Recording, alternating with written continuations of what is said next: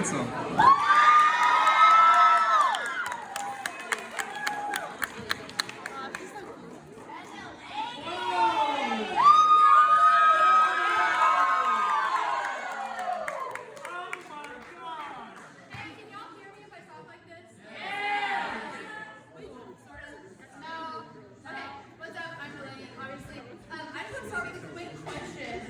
Everyone here in the room is going to be able to relate.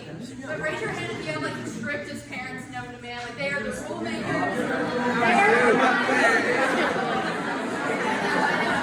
Hey, keep with me. They're the ones that let you have fun one day a week. You got to pick that day special. You know, they're the ones that you have curfews. Hey, don't hang with me. Don't hang with me.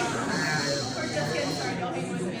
Hey, I had a mom just like that growing up. She was the rule maker. She was the decision maker of the house. But thank God it was very balanced by my stepdad. He was the hillbilly, most country, blues person I've ever met. His name is Wes. I'll refer to him as Wes and Dad throughout the story. Y'all hang with me, the same person. I just kind of changed whenever I talk. But Wes is like the definition of the South. He is the most country person I've ever met. He's the reason Texas has stereotypes. And he is just, he's a man of many words. He's a race car driver. He owns his own business, and we live on an exotic ranch back home. Like, he's just kind of all over the place. And if you ever get to meet Wes, you understand that he is one of the most loving people ever, and he doesn't know a stranger. Which, growing up was a good and a bad thing, because that meant that he treated my friends just like he treated me. And he was kind of a prankster, so whenever I'd bring a friend over for the first time in my house, he would always pull pranks on them and all that, which was fun, but I always have to like give them the warning, you know, like, hey, my dad's kind of crazy, like, hang with me, I promise it'll be good. He'll more than likely pull a prank on you. I was talking with my friend Kiana from back home the other day, and she casually brought up in conversation, like, hey, remember that one time your dad chased us all around your house with this taser that he got for Christmas? Like, that's just who he is in a little nutshell. And he's also, like I said, known for all his pranks. And he was known in my small town for being the hot sauce guy.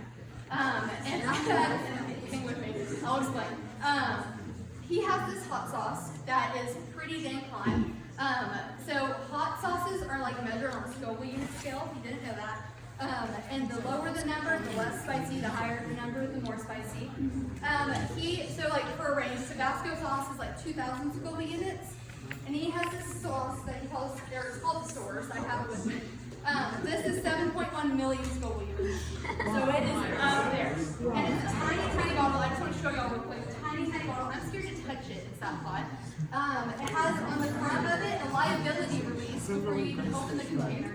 It's intense stuff, and he abuses the power that comes with that tiny bottle. He loves to pull pranks, and growing up in my small town, it became a thing that any guy that was welcomed over to our house in like my high school had to try this hot sauce. It was kind of like my dad's initiation, I guess, for lack of better words, to like guys to come over.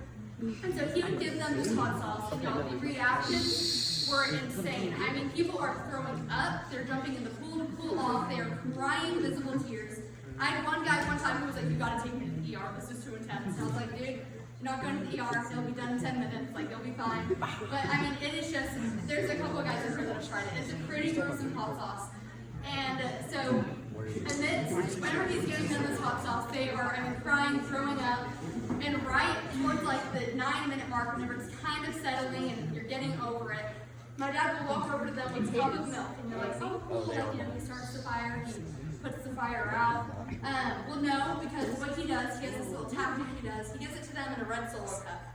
And the reason he does that is because he likes to line the rim of the red Solo cup with more hot sauce. So whenever they take another drink, they're desperate, I mean, they're crying, throw up is like hanging down their chin, and they're desperately reaching for this cup of milk, and they grab it and reignite the whole entire thing for another 10 minutes, and it's miserable. But that's just who my stepdad is. He loves doing that kind of stuff. And he's just an overall funny guy. But one of my favorite stories from my stepdad is actually from whenever I first met him. And I was probably in middle school-ish age, and I was still getting my weekly allowances. I did about $20 a week from my mom. And this $20 was so special to me, y'all, because I don't know if y'all had this when y'all were growing up, but that got me a Webkinz for the week.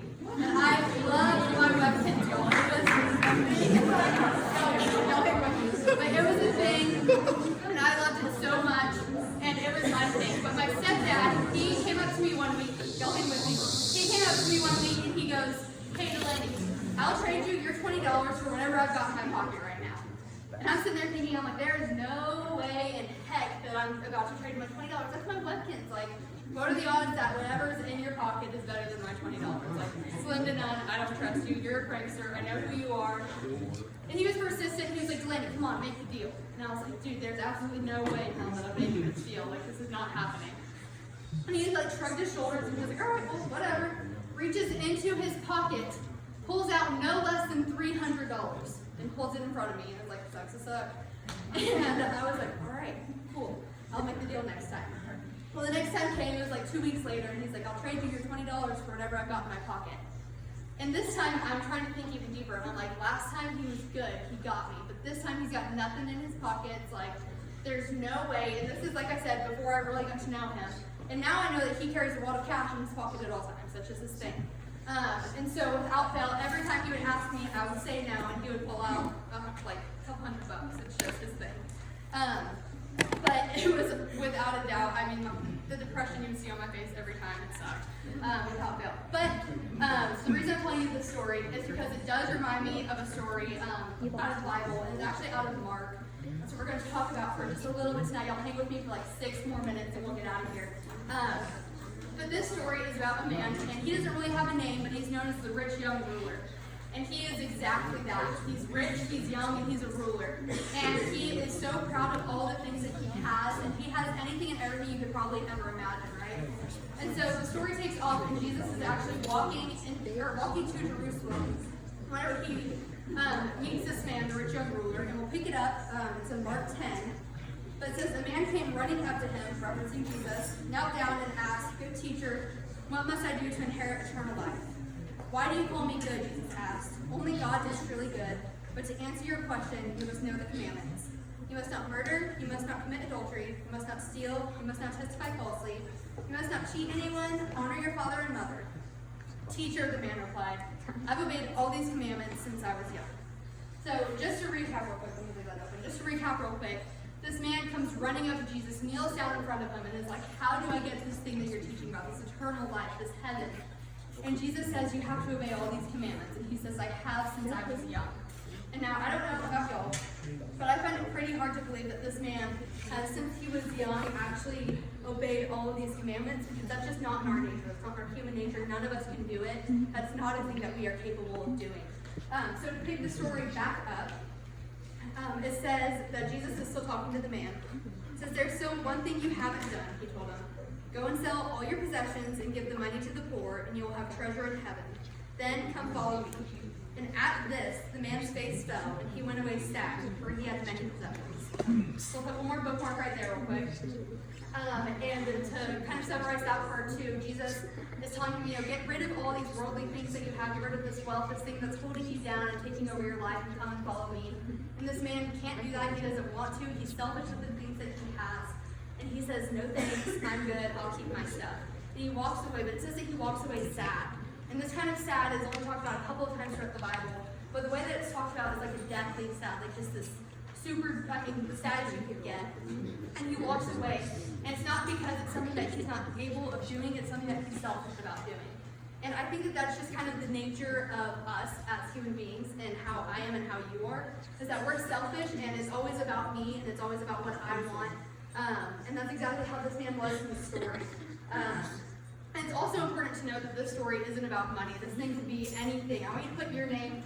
I said that he doesn't have a name, the young rich ruler, because it's easy to put our name in this story, and it doesn't have to be our wealth, but it can be something that is holding us down. This one thing that you're thinking to yourself, if I just have this one thing, I'll be okay. And this thing that you're selfish with. And while you're thinking about that, we all have it, I want to pick up one more time this story, because it does end with just a little bit of good. And it says that looking at the man, Jesus felt genuine love for him.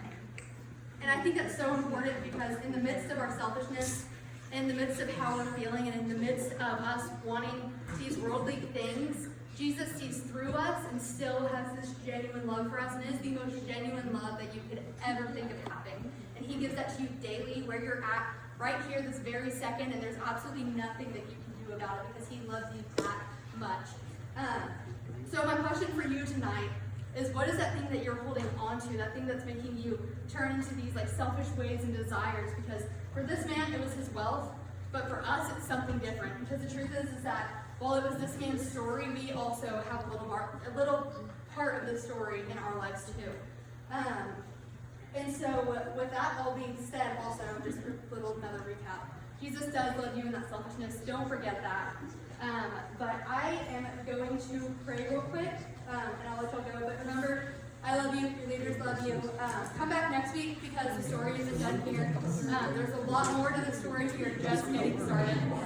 So let me pray real quick. Dear Jesus, I thank you so much for today. I thank you so much for Young Life, Lord, and I thank you so much for silly games with silly accents. I ask that you get us all home safe and let us have an amazing week. It's in your name I pray. Amen. Amen.